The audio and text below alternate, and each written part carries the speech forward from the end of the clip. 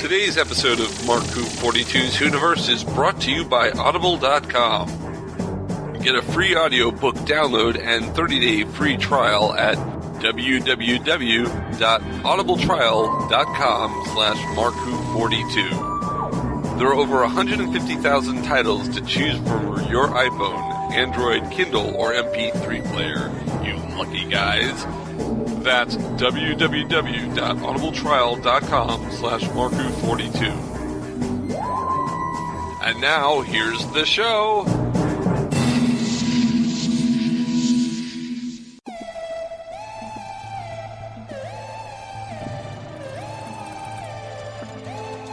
Hey, this is Jeremy Palko from AMC's The Walking Dead, and you're listening to MarkWHO42.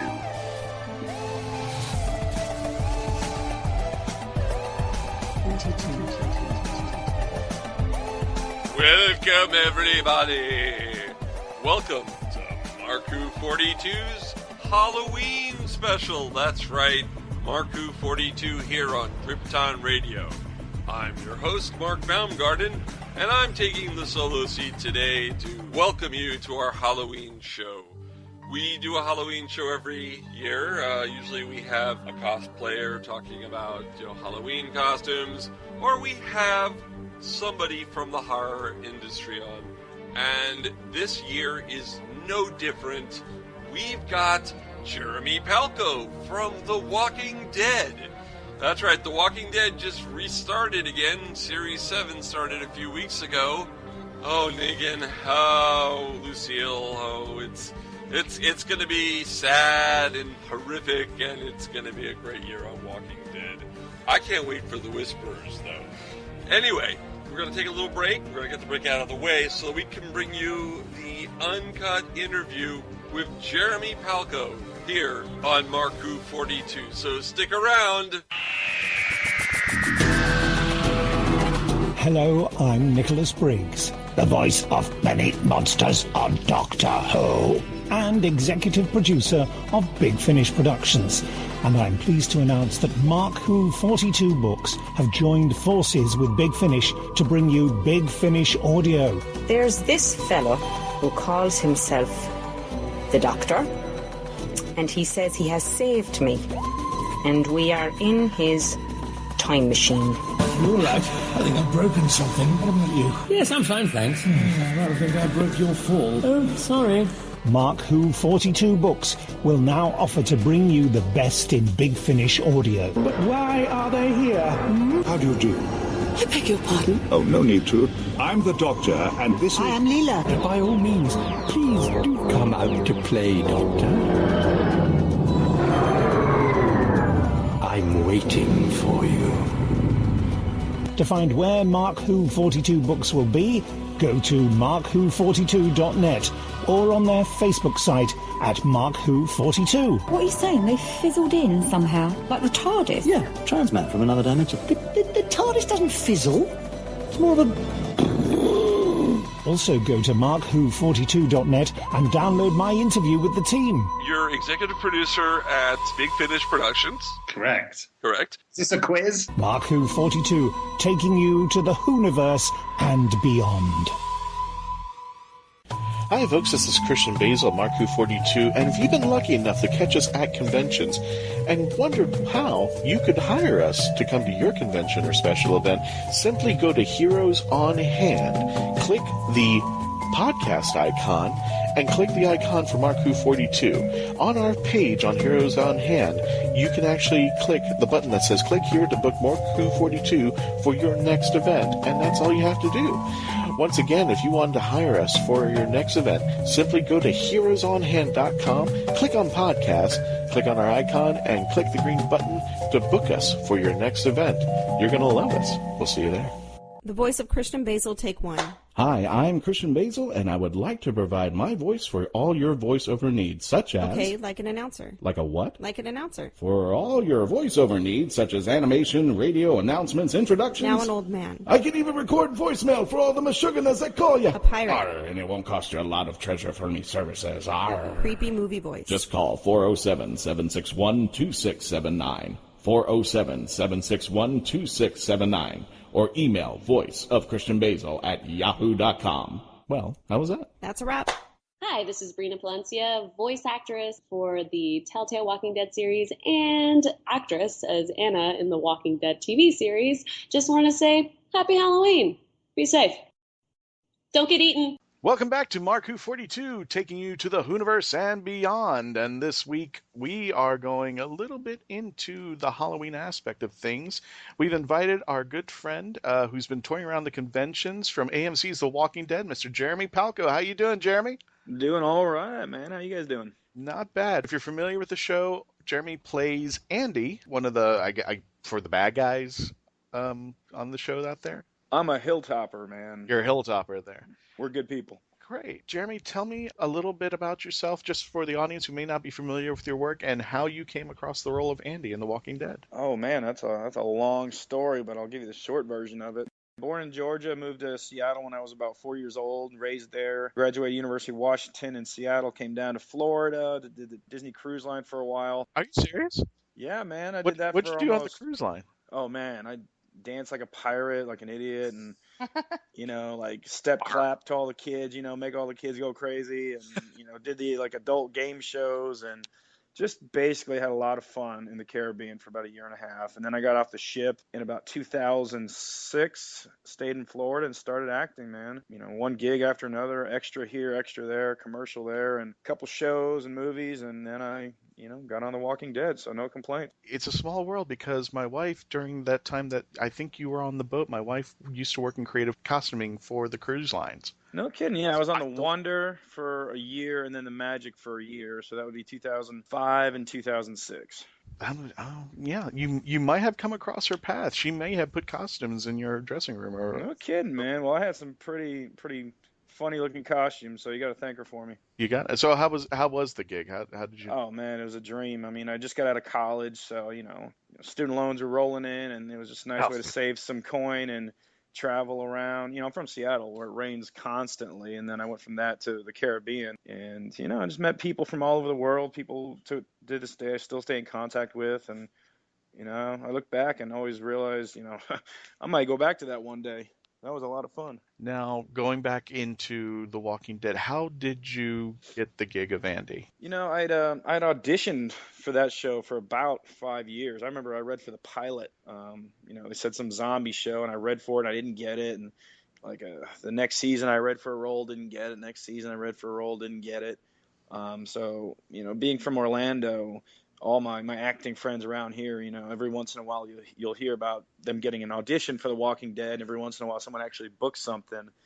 My buddy Jordan Woods Robinson, who plays Eric in the show, also in my agency, so I was familiar with the audition process in which they call you, they give you a pretty unrealistic script because they're very private about what they shoot and release. But I had read for it, auditioned, and then heard from my agent. I just forgotten about it. I totally forgot about it. Generally, when I audition, it's always in the back of my mind for like a week.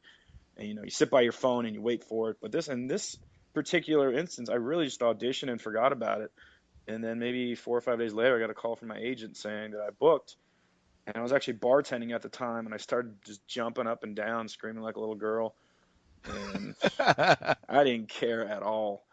And then I was on my way up, so it was cool. Now, were you a fan of the comics or The Walking Dead itself, or the genre? I'd seen season 1 and 2, and I have to admit I'd fallen off a little bit in season 3. But of course, when I got cast, I went back and God bless Netflix, it was on there, so I watched all. I think it was 4 seasons and 5. I had to buy them off of iTunes or something like that. But yeah, I was a fan of the show. Comics I really didn't get into, but once I found out I got cast as Andy, I immediately, there's this whole Wikipedia universe based on The Walking Dead. So I looked up Andy's character, and in the comics, he basically was mentioned that he was killed by Negan. So the fact that they didn't, stay strong to the comics and they kind of let me live through season 6, I was very, very happy to see that they didn't kill me right away. So, but to that, all I will say is that Andy left season 6 alive, and that's all we know right now. So, Jeremy, I pulled up your IMDb before this so I could read over some of it, and ask you some questions based off what I see here. First off, I've got more to say than your IMDb has to say. But second off, there's on the side, there's like a bunch of advertisements for other articles and stuff on IMDb. And one of the articles is titled Hottest, Most Attractive Male Actors. What? And the thumbnail for that article is you. You got to like take a picture of that. I will like screenshot it and send it to me. I will screenshot it and send it to you. Absolutely. But boy, do I have news for those girls. Wow. What's up with that? I don't know. Like, that's a deep down fantasy to be like world's sexiest man, I guess. Yeah. I'm working on it. That one is listed like right below the best actors ever. And I don't even know who that guy is. So he can't be that good, obviously. I wonder if it's just listed like on my page, but like everyone else's, it's like their face. I don't know. Andrew Lincoln's like 2 faces below you, but that's for a different article. Darn right. He knows his place. He's too handsome. Hey, what is it under again? I'm gonna have to like look this up. It's just on your IMDb page on the right-hand side. I'm gonna have to look that up. It says it's a list of 210 people, but it's your picture. Booyah! I feel like I should be getting some like royalties for that or something. Maybe. Using my face like that. You should contact your manager or something. Yeah, contact my agent and be like, hey, listen, they're advertising me. Which I don't care. Go ahead. I think advertising you is all the royalties that you need. Right? Well, is it my new headshot or is it my old headshot? It's your IMDb headshot. Yeah, okay, because I just put that on like 3 days ago. Yeah, I went and got a new headshot. So I got to go on IMDb and figure out how to use that stuff. I did it a long time ago, and I don't know. What do people want to know? I mean, I put some interesting things on there. Yeah, I kind of got a lot of that as my basis. Yeah, maybe I'll stalk other people's, and then I'll get ideas. That's what I'll do. If it makes you feel better, I'm on there, and I don't even know how to use it. Right? For writing a cartoon. Yeah, I'm not. I was like, what the hell? There, and I'm okay with this. No, man, that was a huge turning point in my life when I got my first IMDb credit. Yeah. Because that was a dream to get on IMDb. That's like you made it, you know? I don't even know what my first credit was. I think it was Sydney White, maybe. Once you're on IMDb, you're officially internet famous. Right? Well, Walking Dead doesn't hurt either, so. No, that doesn't hurt. Yeah. You haven't only done The Walking Dead. You've done Bloodline. You've done Vampire-Diaries. And you've also done Burn Notice. And I believe you did Sleepy Hollow. How difficult is it for you to get into the role for the characters? Is there a difference between the characters that you play? And how do you prepare for those? Yeah, they definitely were all different. I mean, you always try to find something to incorporate with. You know, these aren't like the grandest roles where I got to like, you know, sit in a room for 6 months and really just like find my character. But, you know, as a young actor, like still trying to like find my way, I find myself, you know, you get a small part here, a small part there, and you just hope that you can start building from it. I mean, initially you just read the words and you try to relate to it as best you can. I mean, for instance, and, you know, Vampire-Diaries, I played a fraternity guy. You know, I'd never been a frat boy, but, you know, the words, you know, were act intoxicated, and you know, it wasn't too difficult. I had done that research before. But, you know, when you got a stretch for the role here. Yeah, it was a real stretch. I mean, I really haven't had too many stretches so far. Bloodline, you know, got thrown into this immediate fight with the actor Norbert Leo Butz, who played Kevin in the show, and that was kind of fun because he was the nicest guy in the world, and I had just driven 6 hours. I get on set, and immediately the fireworks fly in our scene. So that was a little more difficult, trying to dig down deep and just trying to think of something you just really hate. And, you know, with Andy on The Walking Dead, it's so almost easy to get into any character, I'd say, on The Walking Dead, because you're in this post-apocalyptic world, but, you know, you're not on a green screen, you're not, you know, in a studio, you were out in the elements, and we shot some of that stuff, I mean, in the middle of nowhere. We're talking no self-service. You know, Hilltop, for instance, was built way out in the woods, and so when you really just leave your cell phone behind, it's not too difficult to kind of, I guess, find your you know, your bearings in this, you know, made-up world. But they do an amazing job up there. No, I've been watching interviews, and I've been watching The Talking Dead, and there seems to be a running story about the camaraderie and the family feel that the cast has together. And does that also come to you? Is there that camaraderie that? Oh, absolutely. People always say or ask me, it feels like a family up there. Is that true? And that's such an understatement. I've been on, a few sets before, and you definitely you show up, you shut up, you do your job, you get out of there. I remember getting on the set of Walking Dead and just being completely mesmerized and a bit starstruck, because I'm a fan of most of the actors on the set, but I couldn't tell you the difference between Andrew Lincoln and the guy who, picked me up from my hotel. They were just equally nice. I mean, there was no hierarchy of, I'm the superstar. You will treat me like this. I remember one of the last days I shot there, Andrew Lincoln, we were driving to set, and there was a young lady, I think a PA, and she was walking to set, and he got out and gave her seat, and he goes, I'm going to walk it from here, guys. I mean, that's one of the biggest actors on the planet, just jumps out on a highway road and gives his seat away, to a personal assistant. And it's just, they treat each other with respect, and there's a, absolute, care for each other. And, I got back to set after a few weeks we shot, and then I took a week off, came back. I just remember getting hugs from everybody, and it was just so amazing. So yeah, an absolute family. What's your most memorable moment working with the team and being on the set? Most memorable moment? Oh God, there were so many of them. I mean, just the first time I met everybody till, I just got the DVDs, and I was kind of hoping there was going to be a gag reel, because there was the scene where I go to the compound and I hold up the head to the saviors, and then all the guys and girls come running in for the ambush. And I remember turning around during one of the takes, and Steven Yeun was running down just screaming like a maniac with his arms over his head, and then everybody came out of the woods just screaming, and everyone's just laughing their asses off, and I'm sitting there scared to death, like they just changed the script on me and I have no idea what's going on. It took me a couple seconds, and I realized it was one for the gag reel, but it didn't actually make it. So that was a fun moment. There have been a couple of videos that pop up, and they're always ripping on each other, Andrew Lincoln and Norman Reedus. And I think there was one where they were, I think they put something, correct me if I'm wrong, Brandy, I think they... Are you talking about the confetti? The glitter. Yeah, the glitter thing. Yeah, the glitter and the air conditioner. And his air conditioner, yeah. And the hot, sweaty heat. I heard about it, and I saw it on set.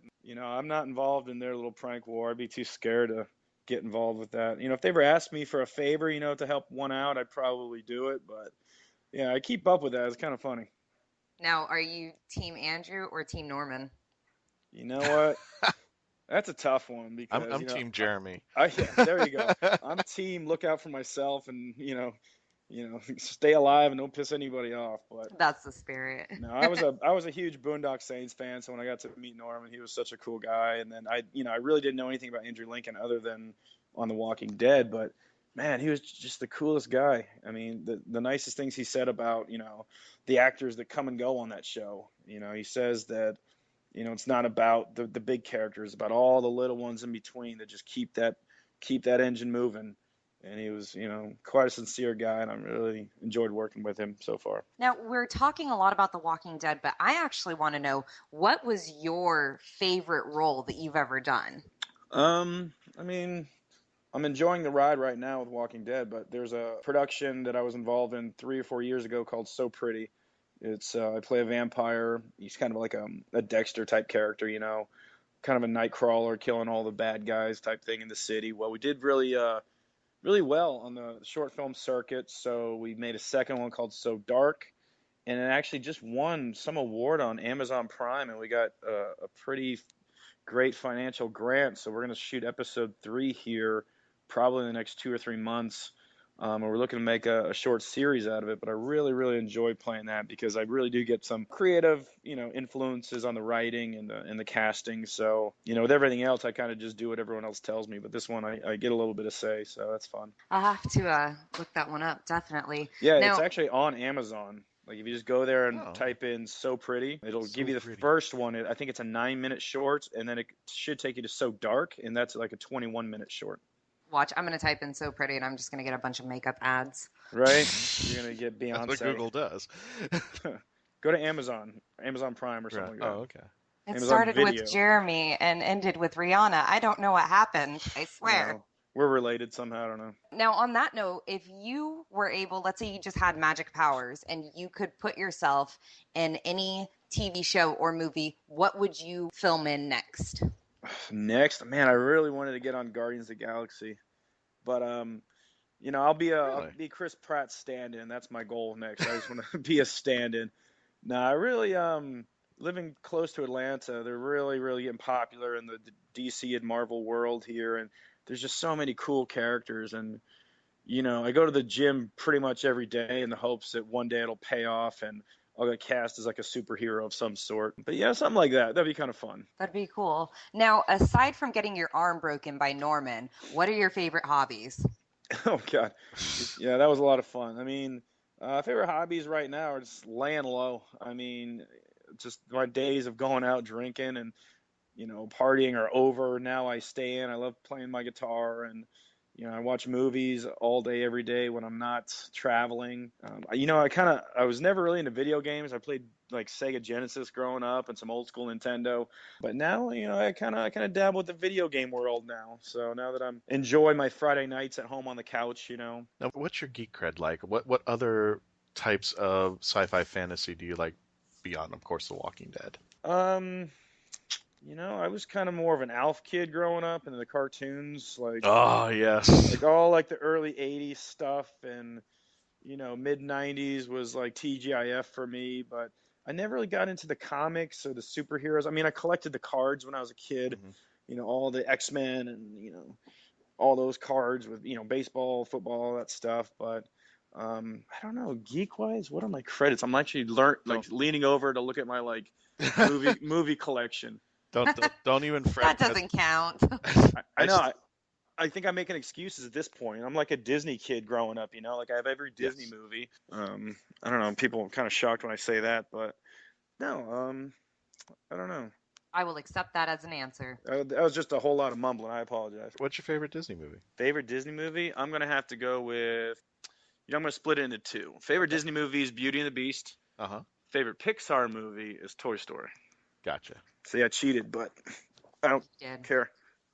You'd actually be amazed at how many people think that Toy Story was like not Pixar. Yeah, but no, it's so confusing nowadays. Like a movie comes out. Yeah, because they're like two separate things. Yeah, like it all looks the same, like the same animation, but it's like not Pixar. It's like DreamWorks or just a Disney without Pixar movie, and that confuses me. It confuses a lot of people. Maybe. I've heard people ask for the Shrek ride at the Magic Kingdom. I said, he's not there. Right? Trust me, he's not going to show up anytime soon. Or you just confuse him and just say, yep, go, keep walking. It's down there to your right. I remember being a cast member, and I was working at one of the attractions, and somebody asked me where Back to the Future was, and I said, well... And I was being a little bit on the sarcastic side. I said, well, you'll need to get back into your car, drive all the way over to Universal Studios, take I-4 East. Right. And literally they started to walk away, and it scared me. I said, no, it's not here. It's not in this park. Whatever. You're not, don't leave. Good luck to you. Yeah, exactly. It's just like, no, it's not part of Disney, but it is what it is. You always hear the stories about cast member stories and stuff like that. I'm like, ooh. Yeah. Now, I know that you're a fan of sports because I totally know that you're pro Seahawks. And yeah. I'm pro Seahawks too. Don't worry, we're on the same side here. But do you play any sports, or do you do any like martial arts or anything like that?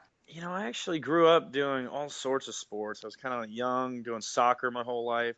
It was soccer and baseball and taekwondo. I actually did about, 15 years of taekwondo. Got my second degree black belt. My brother and I got our black belts. My sister got her black belt. My dad got his black belt. Mom just supported us the whole time. But in high school, I got really serious into wrestling and football, and I had scholarships lined up for schools, and just kind of cliche. My senior year, I think it was like my third game in, got my knee, blown out, and decided that sports was going to take a back seat. And actually, that's when I first learned to play guitar, actually. And then I went on to college and attempted lacrosse for about a year and a half and had a good time. And then I blew up my other knee. And that's when I kind of said, you know what, I don't think sports and I are going to get along very much. And that's when I took my first acting class. So I truly, truly believe that things happen for a reason. And I mean, I thought I was going to do sports my entire life, and then two things took out my legs, and then I, turned to the two things I really love most now. Well, you got second-degree black belt, didn't you? Second-degree black belt. Congratulations. Darn right, man. I could not get past gold. After a while, the guy at the dojo said, you just can't keep hitting him in the crotch. That was my solution. It's like, if I hit him hard. Man, we had to do like tests, and we had to like write papers, and I had to break boards and bricks. And yeah I never got to breaking anything. But it took me 15 years to get it, and now like I know people that have their like kids in this stuff, and they get their black belt in like 4 weeks if they pay enough money. It's just like it's kind of lost its luster, I guess. With that being said, I also know that you're actually you're really fit. I've seen posts that you've done. That being said, with that and acting, do you do your own stunts, or do you have other people do stunts for you when they're necessary? First of all, I do want to say is I don't take like nudie selfies and put them on Instagram or anything.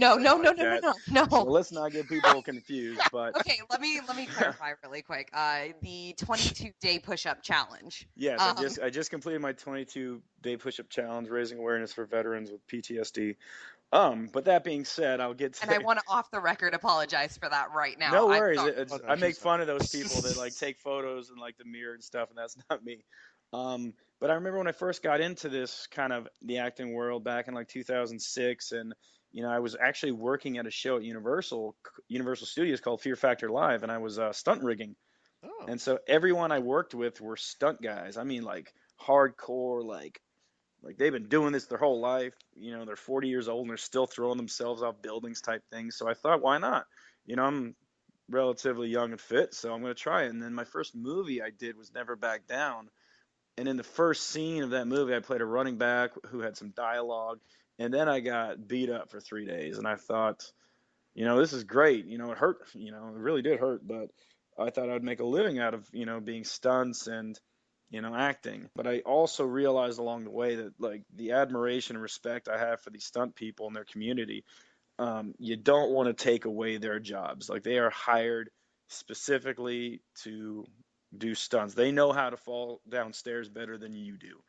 And when I got on Walking Dead, for instance, they had a stunt double for me, and I actually did my own stunts in Walking Dead, but he was there, he was coaching me, he was helping me, but I let those guys do their thing on set. On Sleepy Hollow, I had a stunt double who fell down the hole. I wanted to, it looked like fun, but I mean, that is their world, that is what they get paid to do, that is what puts food on their kids' tables. That's what pays the bills and insurance. So it sounds all good and well. I'm an actor. I do my own stunts. But in the real world, when you get on set, you got to let these guys do what they do because they know how to do it safely and they know how to do it better than you do. And their whole goal is to make you look good. So don't get in their way. So yeah, I let the stunt guys do what they got to do. As long as I'm provided with one. If I'm not, then I will do what I got to do to make it look good on screen. I actually have a stunt double for the radio show. I don't know why, but I have one just in case. Just in case. Yeah. Well, I think he just takes over when I go to the bathroom or something like that to make me look good. Speaking of... Is his name Mark? No, I'm not. He's going to scare me if he's in the house at any time soon. Now, Jeremy, you said you lived in Orlando, which is great because we live in Orlando. A couple of us live in Orlando too. We live out here in Florida, and we've caught you around the con circuit. And I think our first time meeting was in Fort Pierce. I believe so, yeah. With Dahlia, and actually, I think everybody knows Cecil Grimes. Yeah, Cecil, man, what a cool dude. And Chris Dwellman has joined the fray. And for those of you who don't know those two names, if you're not at a convention, you should. Cecil Grimes does an incredible Rick Grimes. Chris Dwellman does an incredible Abram they're just you've got to see if they ever come to your convention. You got to check them out. Definitely, Jeremy. But I guess you've now seen the fans at the conventions. How are the fans treating you out there, and what's it like meeting with the people who see you on TV now?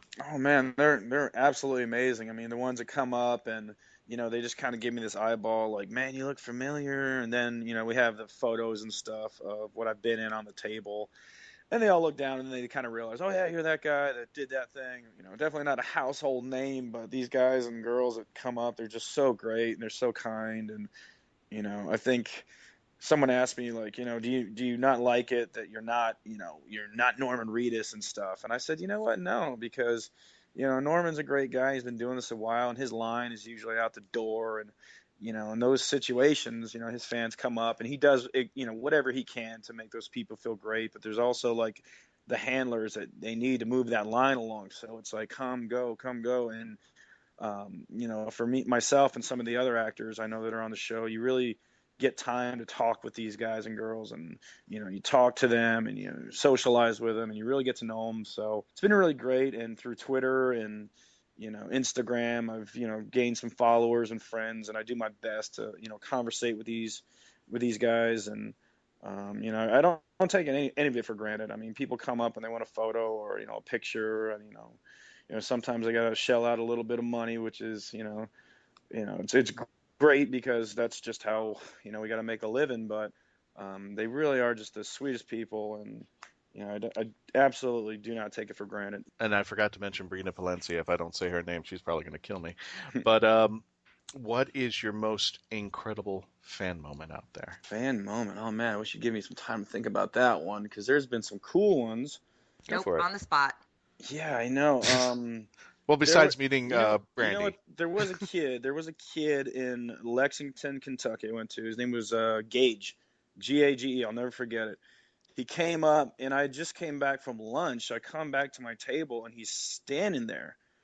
And I come up, and I'm just like, what's up, man? How's it going? And he is shaking. He's absolutely shaking.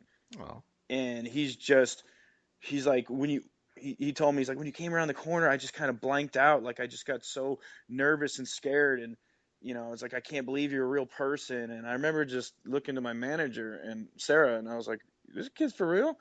And like, I thought it was a prank, but no, he was the coolest kid in the world. And he asked if he could get a hug, and I was like, absolutely. So I hugged the kid, and he's like, well, will you follow me on Instagram? And I was like, absolutely. So we took a photo together. I posted on Instagram, and I remember he wanted a photo sign, or he asked if he get a photo sign, and he pulls out like this change and a couple bucks out of his pocket, and he's like, this is all the money I got. And I said, you know what, buddy, for you, absolutely anything you want, it's on me. So I signed a photo and everything, and he ran off. He was excited, but he came back like half an hour later, and he had a Rick Grimes little like Funko toy. And he came up to me and he said, you know what, I couldn't afford your photo, but I bought this toy for you. And I asked him to sign it to me, and he did. And, I never forgot that. That was one of the coolest things that ever happened. God. So, oh yeah, I mean, he left, and I was like in tears. I couldn't help it. But, Aww. I mean, and every once in a while he'll write me on Instagram, and I'll write him back. So he's a cool kid. Oh. You can wipe your eyes, Brandy. You can wipe your eyes. Okay. If you have an issue, here's a tissue. Yep. I may need that tissue. There you go. Now, that made me feel pretty special. But there's been some great moments. Some great moments. The other one being that that time I was sitting down in a booth and you came over and I offered you the cookies to be your wife. Yeah. I got proposed to. I never got the cookies, but I think I got a piece of. No, I didn't get the. I didn't. Oh, well, there. No, you never got. The cake was there. The cake was the table behind you. I promise. I know, but I was shooting the next week, so there's like a no sweet rule, like especially a week before shooting, man. Oh man. Okay, yep. So we'll definitely hook you up with some cookies. I'm gonna make like 20 batches of cookies and just like FedEx them to you in a giant like me-sized box. Sounds good. But what you won't know is there's actually no cookies in it. It's me. Surprise! Surprise! I might have a cookie if you're lucky. I was about to say the innuendo machine's cranking right now. Wow! Yay! Next question. Yeah. So, Jeremy, where what's your web presence? We mentioned Twitter. You have your IMDb page. Where else could people find you? Twitter's kind of the most popular thing, just Jeremy Palko. Instagram, follow along, leave comments. I generally don't follow people back on Instagram because, like my close friends and stuff, I love seeing what they're doing. And, I tried following all these people. They just kept posting crap after crap. And I'm like, sorry, man, I'm just not into that stuff. But you can find me on Facebook, Jeremy Palko. I run that page as well. But yeah, that's kind of it. Twitter, Instagram, Facebook. I don't do whatever else is out there, but no MySpace. I don't even know if that exists anymore. It actually does. Does it really? I think I have an still account on there. it. So I apologize if you find me on MySpace and I don't follow you back. I haven't used that thing in about 7 years. I probably look you up on my Commodore 64 when I get to MySpace there. That's awesome. Jeremy, thank you so much for coming on the show. And just one quick last question, and I got to do it. I'm a big fan. Can you tell us anything about Andy? Anything about Andy? In the next coming season. He's awesome, and he left season 6 alive and well. That's all I can tell you. So we'll leave it at that. We'll leave it at that. Alrighty, well, thanks, Jeremy. Thank you for giving us some time over there. That was a great interview, guys. Thanks a lot, and thank you, Jeremy, very much for appearing here on MarkWHO42. All right, well, I hope if you've been watching class, you caught our bonus episode last week that we put out, reviewing episodes 1 and 2 of class. Next week, we will have the review of episodes 3 and 4. We'd like to thank the people at Tampa Bay MegaCon this weekend that we just passed. The convention was great. David Tennant, Billy Piper were there. It was great. And thank you to the fans who were at the panels of MarkWHO42. They were spectacular, and we are glad that you enjoyed them. We've gotten a lot of feedback, and we've heard that you guys liked us. You really like us. Well, that's good.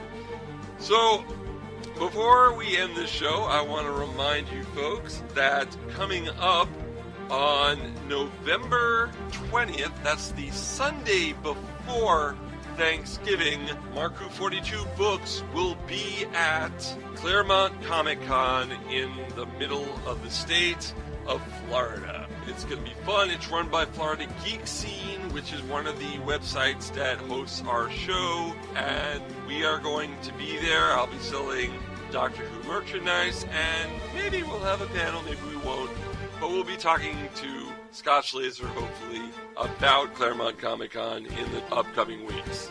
Don't forget to go to our page, MarkWHO42.net, and join the Hooniverse Army. Go to our Facebook page, MarkWHO42. Tweet us at MarkWHO42. Go to our Tumblr page, MarkWHO42. I just can't stop saying MarkWHO42. Okay, I'll stop.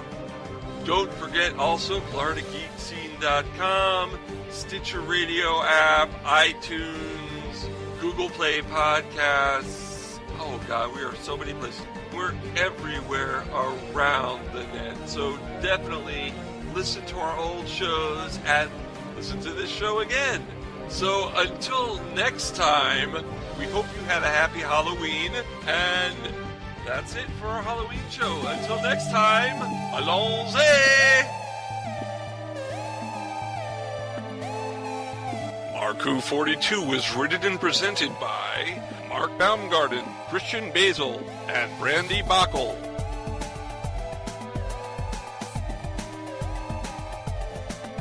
This episode was edited, directed, and produced by Mark Baumgarten. Visit MarkWHO42.net, where you can register and become part of the Hooniverse Army. We can be contacted by email at mark@markwho42, subject line, ? If you'd like a chance to be a guest on our radio show, send an email to our Media Relations Director, Christian Basil, at markwho42media@yahoo.com. You can have MarkWHO42 entertain at your next event or convention. Go to heroesonhand.com/MarkWHO42. Space Coast Comics is a free monthly magazine found in over 120 locations currently throughout Brevard County, parts of Osceola, Volusia, and Indian River County in Florida, and soon to be available in Chicago. Follow them on Facebook to learn more. Doctor Who and its properties are owned by the BBC, the British Broadcasting Corporation. This show is owned and copyrighted by Mark Baumgarten 2016. This is Krypton Radio.